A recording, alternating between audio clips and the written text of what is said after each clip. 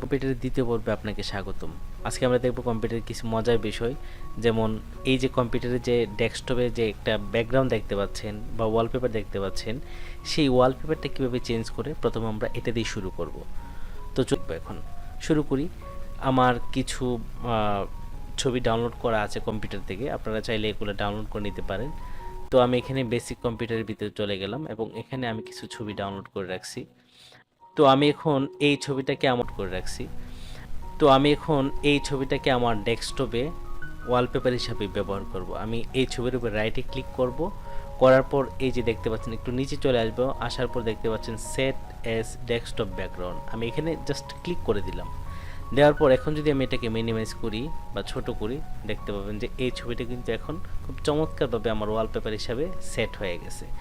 আমি যদি চাই যে এরকমভাবে আরও নানা ছবি, একই সিস্টেম একই পদ্ধতি, জাস্ট আমি এখানে গিয়ে আমি এই ছবিটা দিতে চাই, এই ছবির উপর রাইটে ক্লিক করে set S desktop background click করে দিলাম। এটাকে মিনিমাইজ করে দেখতে পাবো যে এই ছবিটা আমার ডেস্কটপ বা ওয়ালপেপার বা ব্যাকগ্রাউন্ড হয়ে গেল। খুবই সিম্পল।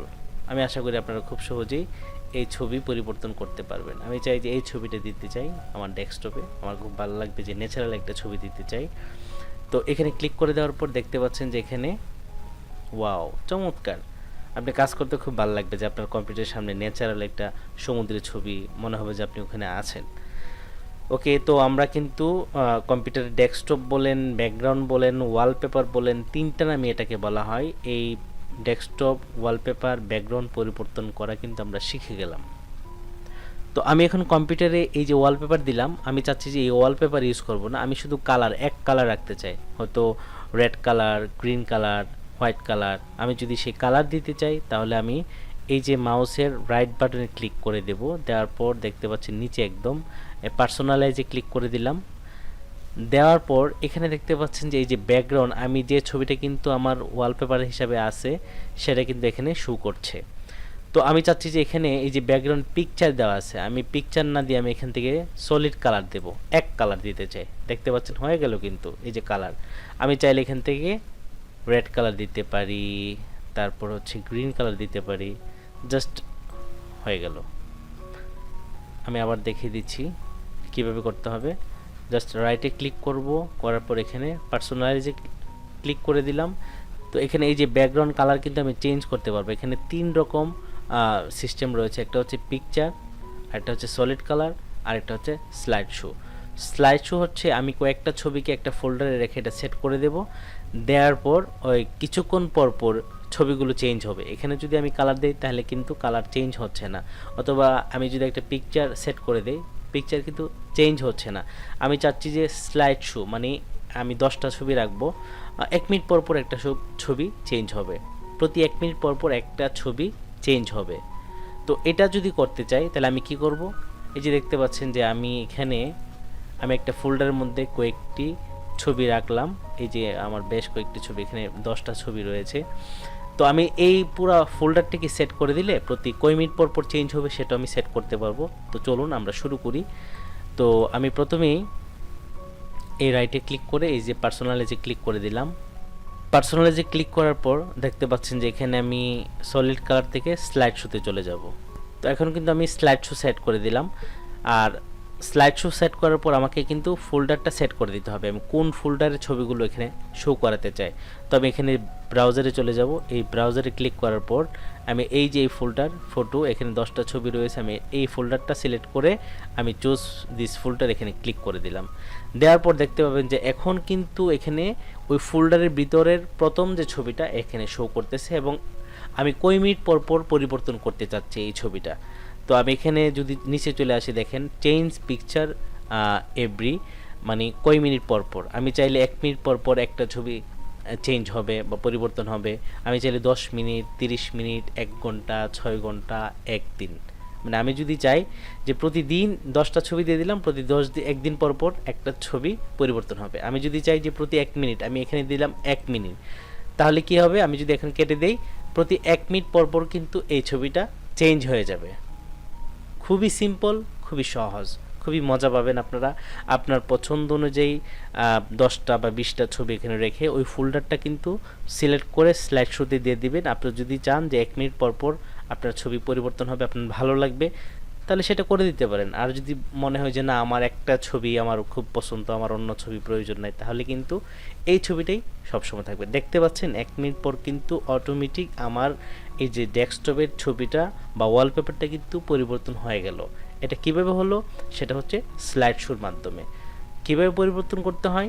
রাইটে ক্লিক করে পার্সোনালাইজে ক্লিক করে দিলাম, দেওয়ার পর এখানে এই যে ব্যাকগ্রাউন্ডে স্লাইড শো দেওয়া আছে, আমি যদি এটা অফ করে দিতে চাই তাহলে এই যে সলিড কালার দিতে পারি, অথবা এখান থেকে পিকচার দিতে পারি। পিকচার দিয়ে আমি পিকচার এখান থেকে সেট, এখানেও রয়েছে কিন্তু আমি এখান থেকে চেঞ্জ করে দিতে পারি, অথবা এটা দিতে পারি, এটা দিতে পারি, অথবা আমি যেটা প্রথমে দেখালাম সেটা হচ্ছে আমি ফোল্ডারে চলে যাব, যাওয়ার পর আবার এই ফোল্ডারে চলে যাব, আমি এই ছবিটা দিতে যাচ্ছি অথবা এই ছবিটা দিতে যাচ্ছি ওয়ালপেপার হিসাবে, আমি এখানে রাইটে ক্লিক করে দেব, সেট অ্যাজ ডেস্কটপ ব্যাকগ্রাউন্ড দিলাম। দেখতে পাচ্ছেন আমার কম্পিউটারের ছবি কিন্তু পরিবর্তন হয়ে গেল। চমৎকার, খুবই সহজ। আশা করি আপনারা খুব সহজেই এটা করতে পারবেন।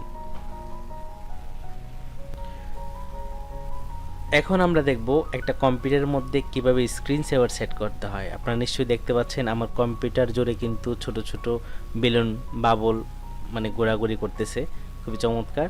তো এটাকে বলা হয় স্ক্রিন সেভার, মানে কম্পিউটারের মধ্যে একটা ছবি নাড়াচাড়া করবে। এটা হতে পারে বাবল, হতে পারে আপনার একটা নাম এদিক সেদিক ঘোরাফেরা করবে।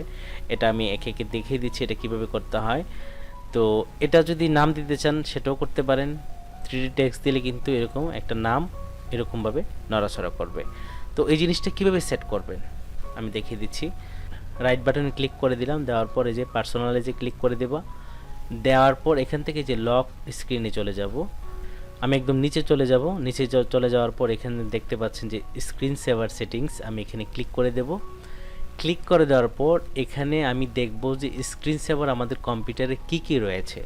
এখানে কিন্তু দেখেন নাম দেওয়া আছে। আমি এখানে এরোচিনিতে, এই যে এরোচিনিতে ক্লিক করে দেব, দেওয়ার পর 3D টেক্সট, আমি যদি এই 3D টেক্সট দিতে চাই তাহলে এখানে ক্লিক করে দেব। এবং এই যে দেখতে পাচ্ছেন আমি একটু এই প্রিভিউতে ক্লিক করলে দেখতে পাবো যে বড় হয়ে কিভাবে আসবে বা স্ক্রিন সেভারটা আমি সেট করলে কীরকম হবে। আমি প্রিভিউতে ক্লিক করে দিই, দেওয়ার পর দেখতে পাচ্ছেন যে আমার মনিটরে কিন্তু কালো হয়ে বাংলাদেশ লেখাটা নড়াচড়া করতেছে। আপনি চাইলে এটাকে আপনার নাম দিয়েও পরিবর্তন করে দিতে পারেন। আর এটা কখন হবে স্ক্রিন সেভার? মানে হচ্ছে আপনি যখন কোনো কাজ করবেন না কম্পিউটারে, আর স্ক্রিন সেভার যদি সেট করে দেন, এটা হয়তো 1 মিনিট বা 5 মিনিট টাইম দিয়ে দিলে কম্পিউটারে যখন কোনোই কাজ করবেন না তখন না 1 মিনিট পর যদি আপনি সেট করে দেন তাহলে 1 মিনিট পর থেকে এরকম করে আপনার নামটা এখানে নড়াচড়া করবে, অথবা এই বাংলাদেশটা এখানে নড়াচড়া করবে। এটাও কিন্তু আপনি ডিজাইন চেঞ্জ করতে পারবেন, কালার চেঞ্জ করতে পারবেন, ঠিক আছে?